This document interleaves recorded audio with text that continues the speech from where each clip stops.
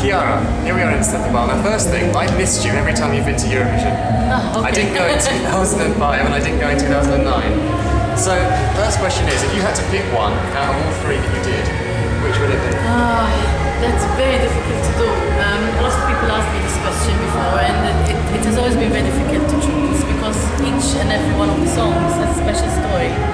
So the first one obviously is very important because it has given me everything till today.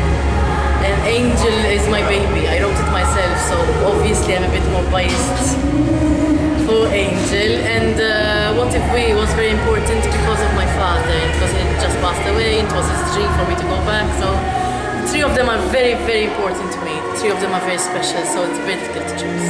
Now, taking you back straight to 1998, the first time, it's a horrible question to ask, but what was going through your mind when the last Macedonian jury came in? You know, when you watch movies and all of a sudden everything stops? Yeah. And I was like just stuck to the sofa, thinking to myself, what? But I was winning, like, what the hell happened? Well, it took some time, it took months actually to sink in and realize what actually happened on the night. And I think it was painful not just for me but for all the Maltese people. We've been trying so hard to win this festival every year. So even today, everyone still remembers that night as a very painful night. So I wouldn't wish anyone, not even my enemies, to go through that. What did you do when the show finished? I went in the dressing room. I locked myself in. I cried the whole night. Oh. Then I went on the coach. They took me to the hotel, and I still cried. I didn't want to go out. And then I met a journalist from Eurovision, and on the way to the room, and he said, "Well, you should have won, and everyone thinks what I'm saying. So why don't you come to the party?" And then I thought, like, why not? And I went to the party, and I was the last one to go back home. And so it was, there's mixed feelings. It was a very nice night. I enjoyed it so much. But still, till today, it's a bit painful to remember. But you were greeted as a hero when you got back to Malta. Yes, and I didn't know. I didn't know it was that feeling on the island. I thought it was my same feeling of disappointment, but it was not. And when I arrived and I saw the people at the airport, I thought, this is what's like to be a star, a real big star. I was just starting out, so for me it was huge. Now, you are the only Maltese person to ever qualify from a semi-final. Yeah. What do you think you've had that the others haven't? Oh my God. I don't know. Luck?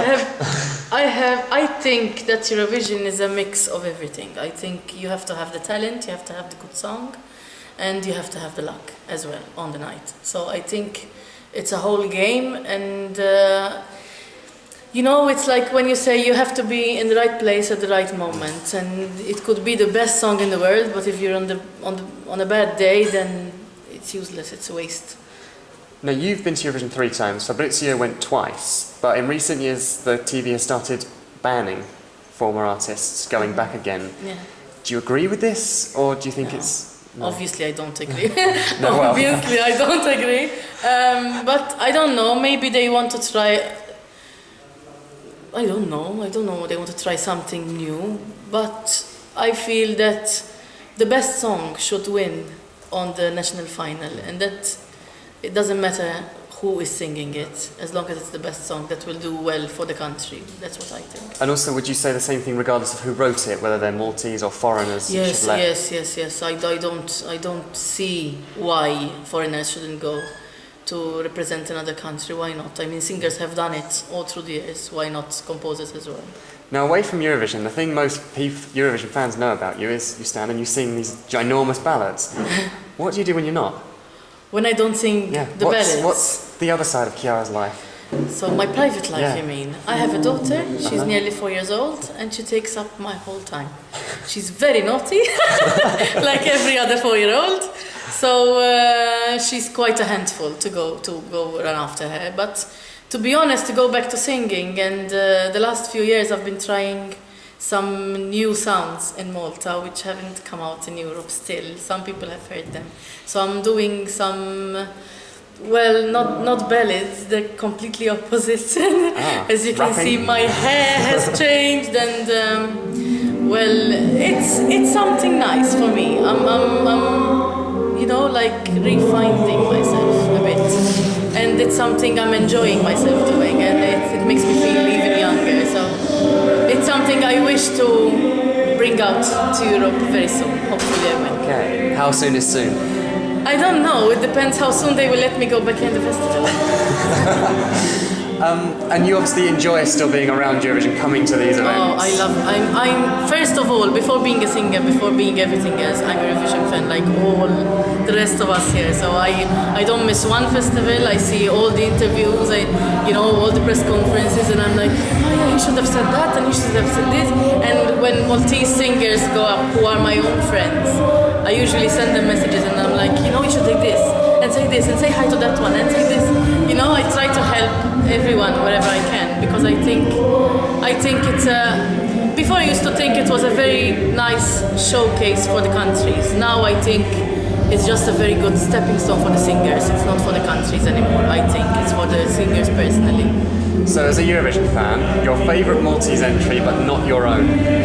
From all time? Yeah. I think it has to be... Okay, there's a couple I like very much. And well, one of them is Keep Me in Mind from Mike Spiteri. I love that song, and the video was amazing.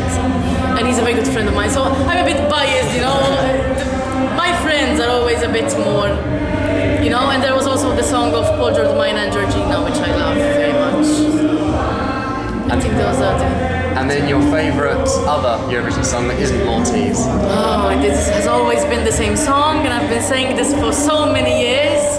But finally last year I actually met the singer and we made friends, and I was the happiest person on earth. It's Hold Me Now from Johnny Logan. Very good, very good. Right, last question. You probably get this quite a lot, but anything you want to say to Europe and your fans in all the countries across the world? I always say the same thing, and maybe I might seem a bit cheesy, but I really love you guys, and thank you for whatever you've given me throughout the years. I think without you this wouldn't have happened, and I'm going on my 20th year of singing now. So it's amazing. It's just an amazing journey, and I'm happy you're sharing that with me. Thank you very much. Congratulations on 20 years. Thank you.